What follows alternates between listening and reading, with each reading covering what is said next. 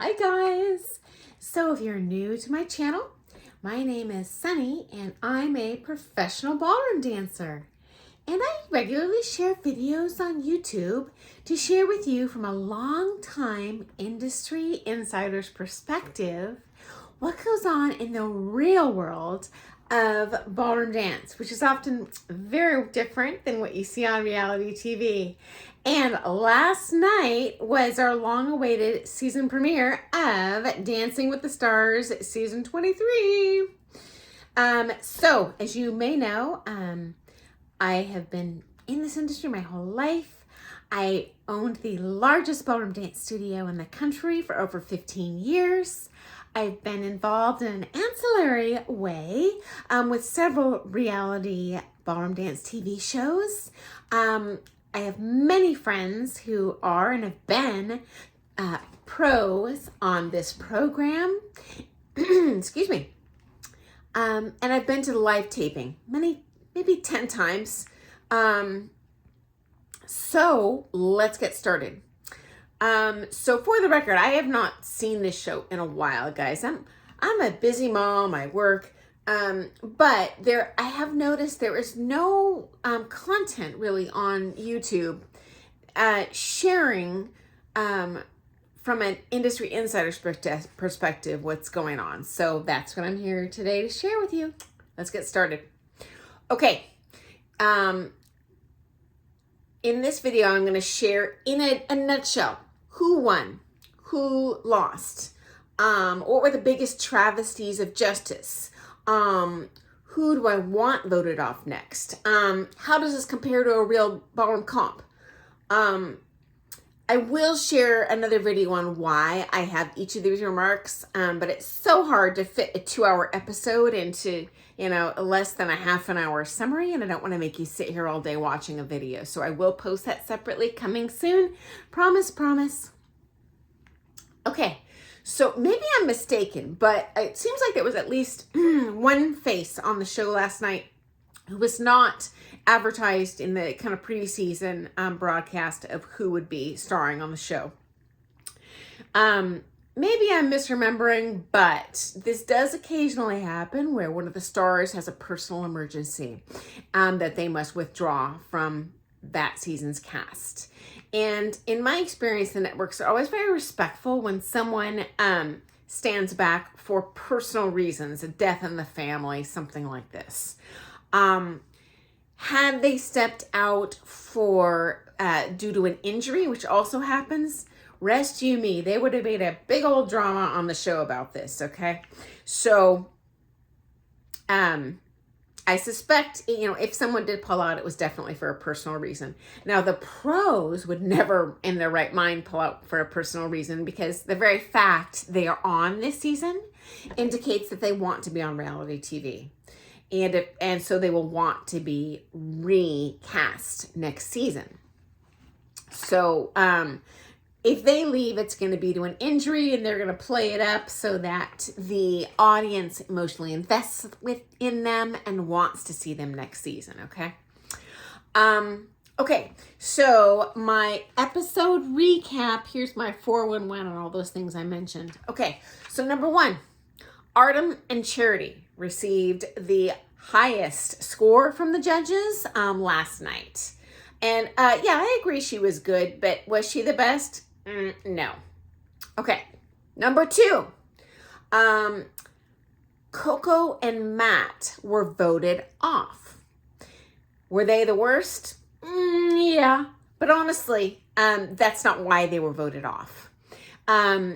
So he is on some sort of TV show on HBO. It's called Veep. I've personally never seen it, so I think he's got a limited public audience that's going to vote for him. And number 2, he is self-described as a comedian with an R-rated kind of image.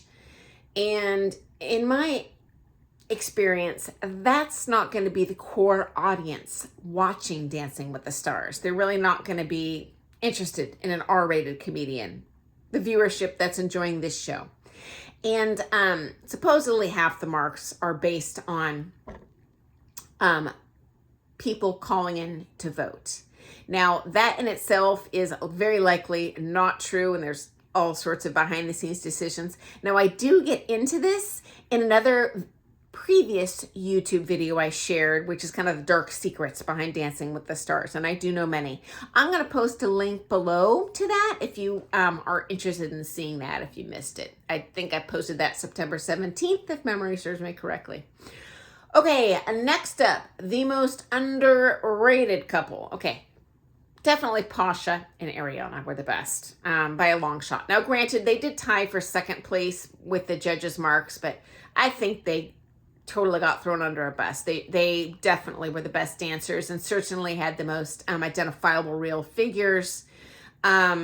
But I'll get into more details in another video of why I think what I do about each couple, because there's absolutely, as a professional dancer, I can tell you there's empirical reasons that we mark or do not mark judges, okay? I mean, judge these couples, or should be. That's not necessarily happening on this show. I do get into that in another video I've previously posted if you would like to watch that, on the dark secrets behind the judging panel on Dancing with the Stars. And I do go in depth into this judging panel, okay? Okay, next up. Most overrated couple. Definitely this clown, Jamie Lynn, and her partner, Alan. I just say that because of the dancing. Okay, number 5. Who am I most disappointed in? Who was I hoping for the most from and kind of disappointed when I saw? Tyson Bedford. I would, or was it Beckford? Whoever that supermodel, male supermodel is. You know, I was super excited to see a couple that was 2 black dancers. I was super excited to see a man, a little bit of an older, more mature man, someone that was fit. You know, this person had a lot of potential in my mind. Was not impressed with the dancing or the talent, which is disappointing. I was really kind of going in, not having seen him dance, hoping they'd win it, and no chance that's going to happen this season. I'd be shocked. Certainly not based on the dancing. Okay, next up. Who do I want to win? Pasha! Okay, so I have personal reasons for this, and I will share that in another video that I'll put the link to below of why I want certain couples to win, okay? Don't have time to get into that in this video. Okay, number 7. Who do I want voted off next? Hello, goodbye, Adrian and Britt. Now, I do post in detail why that is. I want these clowns voted off. And I'll explain that in another video that I'll share the link below. I don't want to repeat myself in the content that I'm sharing with you guys, but I have explained in detail why I want this clown voted off, and it actually has nothing to do with his dancing. It's some personal things. And okay, so number 8,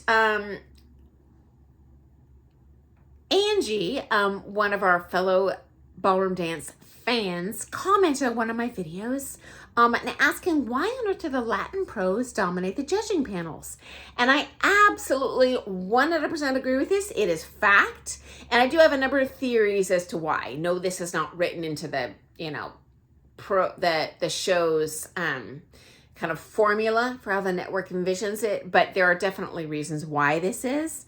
And I will share that in a future video. Okay, guys, I haven't forgotten about you. Angie is a genius question, a perfect, accurate observation. And I promise you I'll share that. First, I want to post a video kind of summarizing why I think all of these things about the current competitors, what I saw in this episode, and why people got marked how they did. Okay, and my final criticism of this premiere is related to the lovely Angie's comments. It's almost all Latin pros, and so the ballroom dancing stank on the pros part. Again, it's all relative. They're still amazing. They're still better than probably anyone watching the show, but you know, from my perspective, having specialized in the international standard, the traditional ballroom dances, I have a pretty high expectation of those dances, so I was super disappointed in the tangos. They looked more like paso dobles. Anyhow, I hope that was a good episode recap for you guys. I'm so excited that this is back on. And if you're interested in learning more about the series and hearing kind of what's really going on, I'm happy to share that with you. If you're interested in what you saw today, please subscribe to my channel. I am going to be sharing more this season. Thanks for joining me today. See you tomorrow. Bye, guys.